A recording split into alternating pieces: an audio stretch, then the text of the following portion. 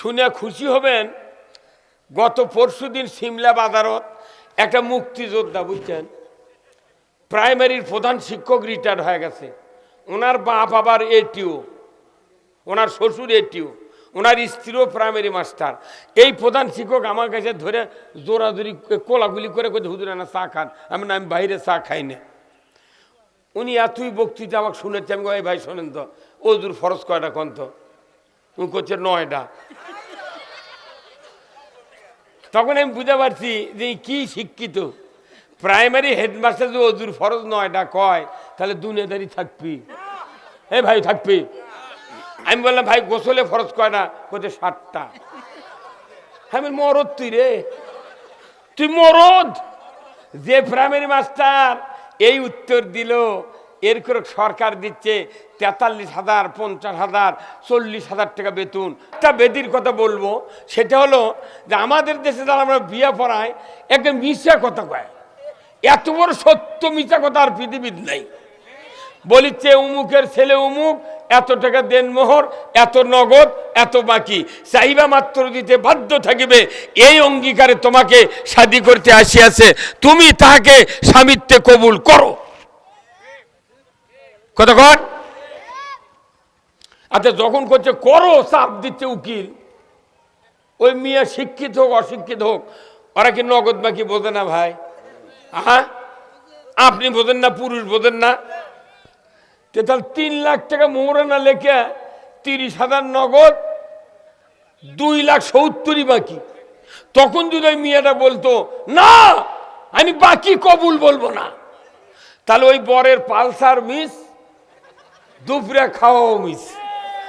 তবে আমাদের দেশে গান বাজনা কমে গেছে। কারণ কি? এখন পকেটে সিনেমা হল,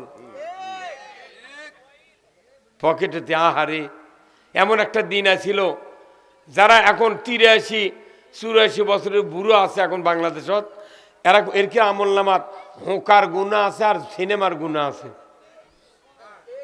কিসের গুণা? Hooker, cinema. কিন্তু 22 বছর থেকে এই নিচের যেগুলো বয়স, এর ক্ষেত্রে একটাও সিনেমার গুণা নেই এর ক্ষেত্রে আমল নামাত। কারণ অনেক দিন আগে সিনেমা হল পেজের গোডাউন হয়ে গেছে, কুত্তাও যায় না সিনেমা হল। এই কথা কি? এই যুবকেরা এই জন্য ভালো, এরা হোঁকাও খায়নি। এরা টপ 10 গোল্ডলিপ খেতে পারে, কিন্তু হোঁকা খায়নি। এই কাহালু থেকে মেলা মুরব্বী যাই এখন হচ্ছে, মেলা মানুষ গেছে বগুড়া মেরিনা সিনেমা হলত, মাদুদ গেছে। কনগান 54 বছর হলে সরকার দেশ চালাচ্ছে, সুদের বিরুদ্ধে আইন নাই। পাকিস্তান 24 বছর চালাচ্ছে, সুদের বিরুদ্ধে আইন নাই। ব্রিটিশ 190 বছর চালাচ্ছে, সুদের বিরুদ্ধে কোনো আইন নাই। আছে? অথচ এই ভূখণ্ডে শায়েস্তা খান নামে একটা রাষ্ট্রপতি ছিল। শায়েস্তা খান, আমরা ক্লাস 3 পড়েছি, 1968-67 সনে পড়েছি ক্লাস 3 ইতিহাসে। শায়েস্তা খান নামে একটা রাজা ছিল। সেই রাজা ঢাকাতে একটা ওনার সেরেস্তা আছে। তো ওনার শাসন আমলে 1 টাকা দিয়ে 8 মণ চাউল খাচ্ছে। এই কয় মণ?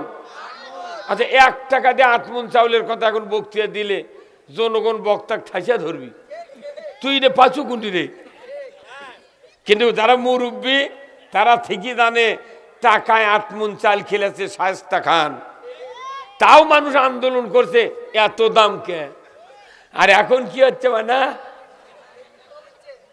90 টাকা কেজি।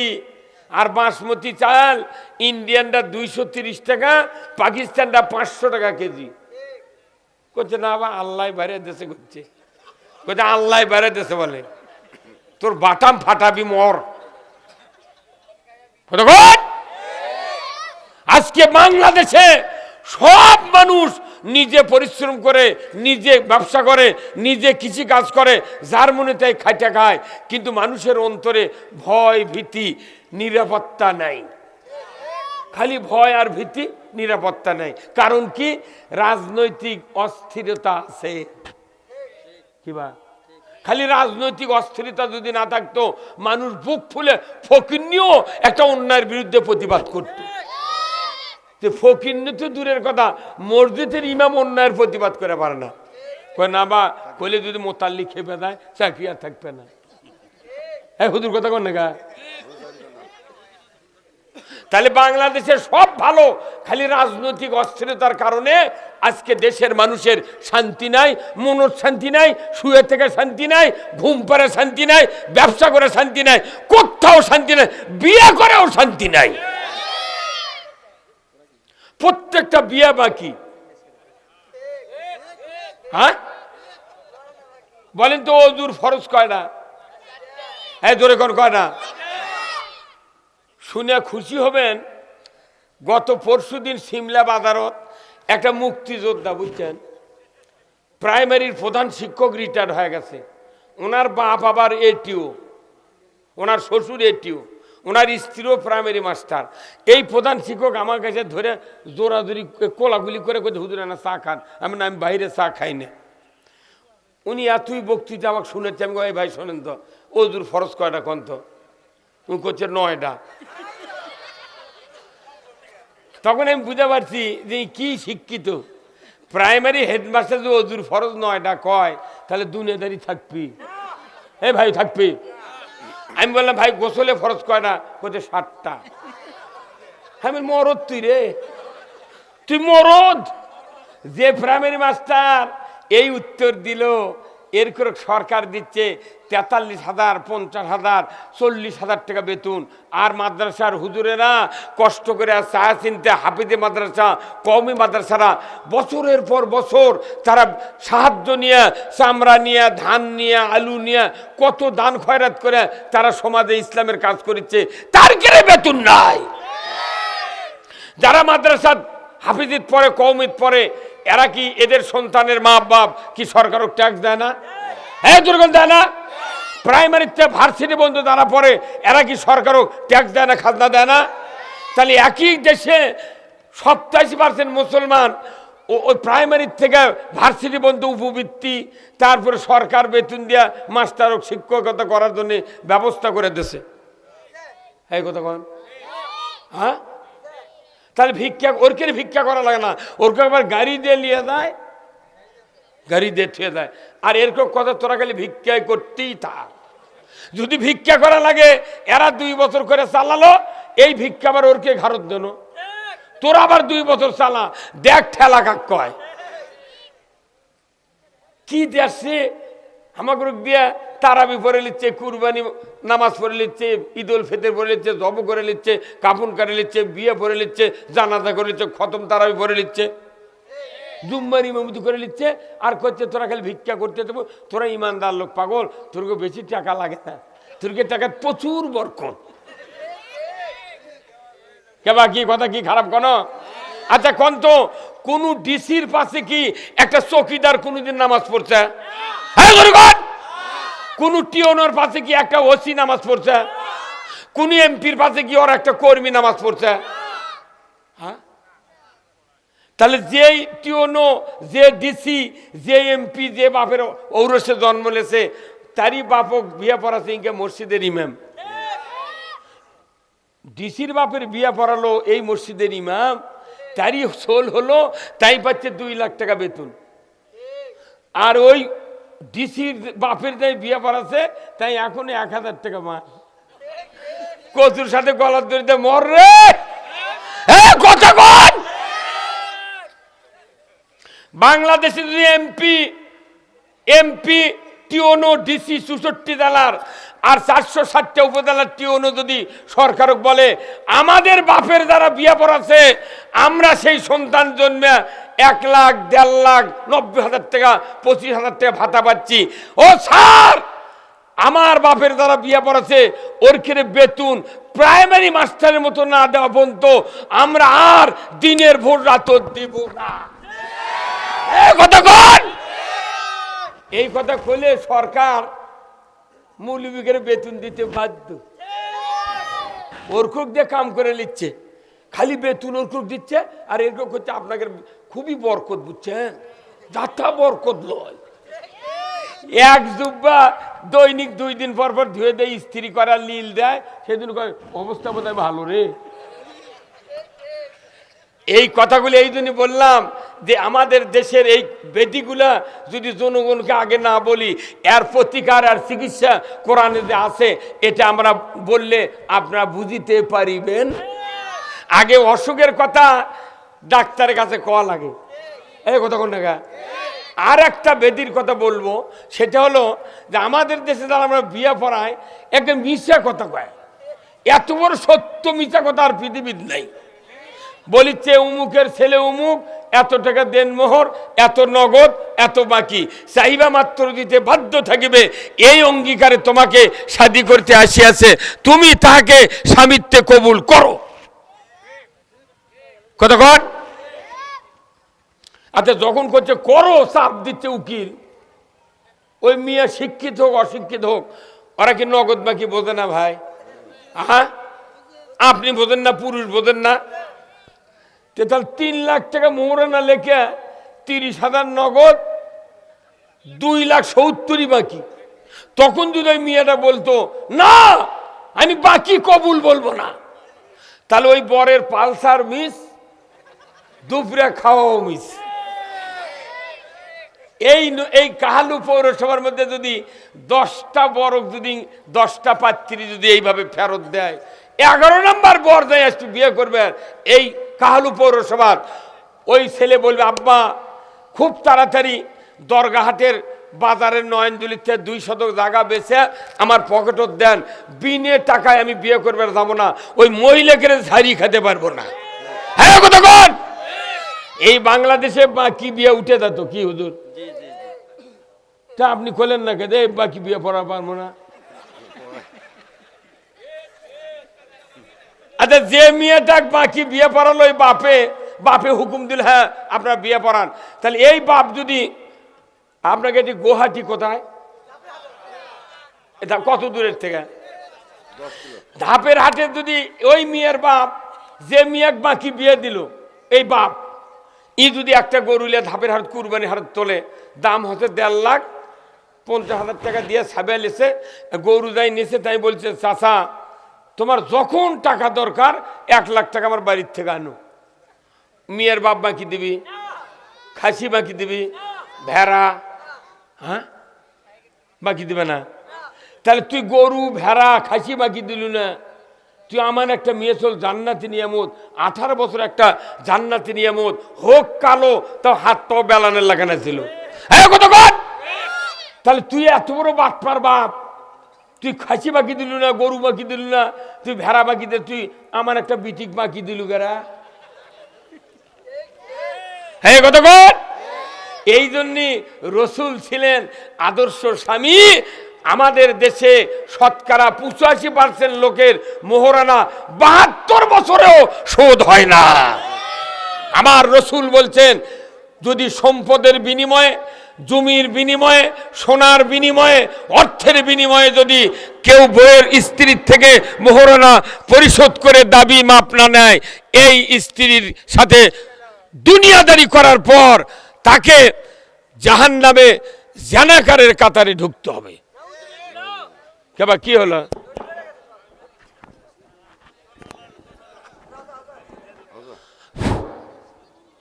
কথা বুঝতে পারছেন আপনি? তাহলে এই কথাগুলো আমি এই জন্য বললাম, এগুলো সমাজের কি বেধি, এই সমাজের কি। আসুন এই বেদির থেকে বাঁচার জন্য আমরা এখন কোরআনের ভেতর ঢুকবো। যেরকম আল্লাহু আকবার। এই বেদির থেকে চিকিৎসা কারা কারা হতে চান তারা তারা দুহাত তুলে আল্লাহকে দেখান। লিল্লাহে তাকবীর, নারায়ে তাকবীর। আল কোরআনের আলো, কোরআন হাদিস যেখানে, দুনিয়ার মুসলিম, বাংলার মুসলিম, কাহালুর মুসলিম, সদরের মুসলিম, পৌরসভার মুসলিম, সারায়ের মুসলিম, লিল্লাহে তাকবীর। এতক্ষণকে বোঝা গেল এটি শোভা হচ্ছে কি ভাই, কত কি। এই জন্য আসুন আমরা এখন কথা শুরু করব। আমার হাতে যে কিতাব দেখছেন এই কিতাব কার? আল্লাহ। আল্লাহ বলছেন আমি মানুষকে সৃষ্টি করেছি আশরাফুল মখলুকাত করে, যেরকম আল্লাহু আকবার। কি মখলুকাত? আশরাফুল মখলুকাত। আল্লাহ বলেছেন তোমাদের উপর আমি একটা আয়াত দিয়ে দিলাম, সেটা হুকুম, আর আরেকটা আয়াত দিলাম নিষেধ। এই দুটা কাজ থেকে যদি তোমরা একটা করতে পারো, একটা অমান্য করতে পারো, আমি আল্লাহ বলে দিলাম তোমরা জান্নাতি। যেরকম সুবহানাল্লাহ। আমার ভাইয়েরা, কি হতে পারে মাথায় নষ্ট হইলে কোনটি কি? তাহলে এই টেপের সমস্যা হচ্ছে তো। আমার ভাইয়েরা, আল্লাহ রাব্বুল আলামিন কোরআনুল কারিমে বলছেন কুল্লাহাবিতু মিনহা জামিআ ফাইম্মা ইয়াতিয়ান্নাকুম মিন্নি হুদান ফামান তাবিয়া হুদায়া ফালা খাউফুন আলাইহিম ওয়ালা হুম ইয়াহজানুন। আমার আল্লাহ বলছেন আদম বংশধর পৃথিবীর জমিনে নেমে যাও, মিন্নি হুদান, আমার তরফ থেকে যে হাদায়াত বাণী যাবে, ফামান তাবিয়া, যদি ইতাআত করতে পারো, ফালা খাউফুন, তোমাদের জন্য কোনো ভয় নাই, ওয়ালা হুম ইয়াহজানুন, তোমাদের জন্য কোনো দুশ্চিন্তার কারণ নাই। জোরে কন্যা মারহাবা।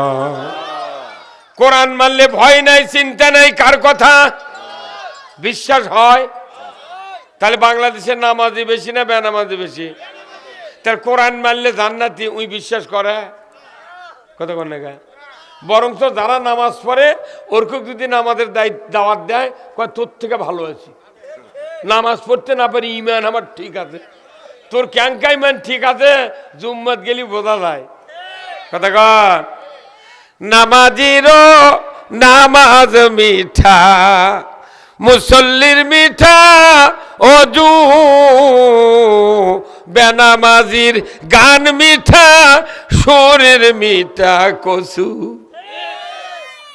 কচু শুয়োর ছাড়ে দিলে খালি কচুর গুদির যায়, এগোতে কোন না।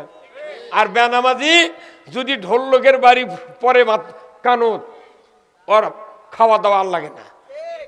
তবে আমাদের দেশে গান বাজনা কমে গেছে। কারণ কি? এখন পকেটে সিনেমা হল,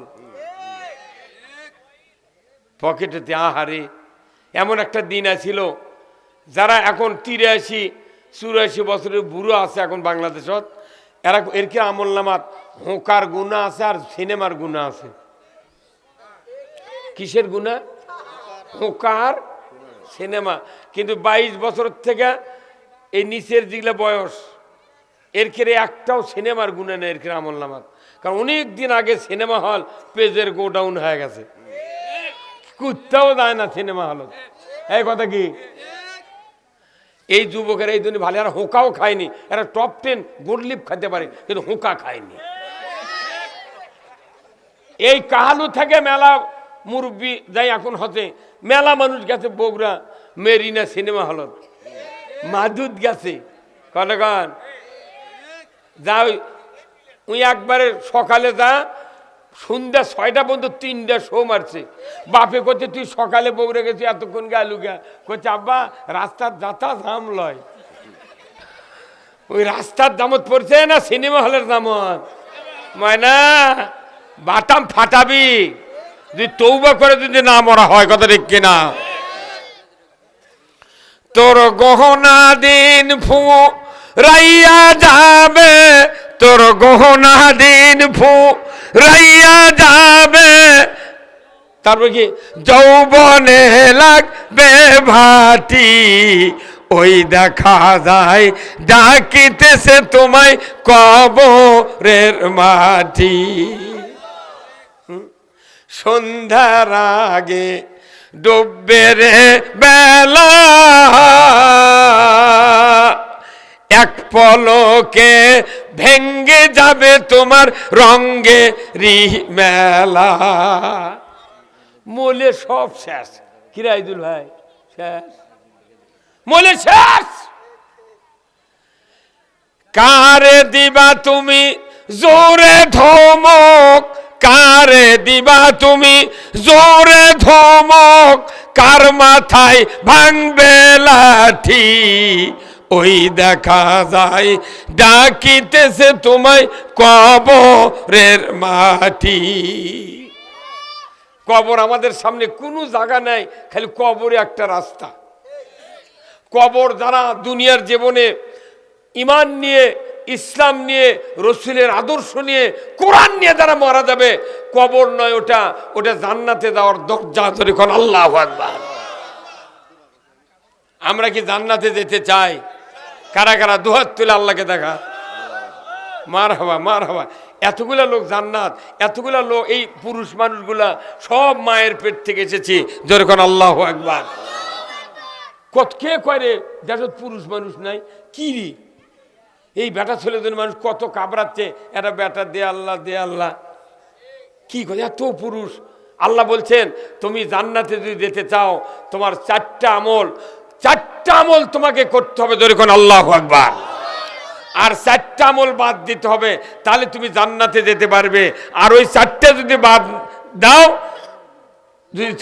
বাদ দাও, তুমি জাহান্নামে যাবে। কার কথা?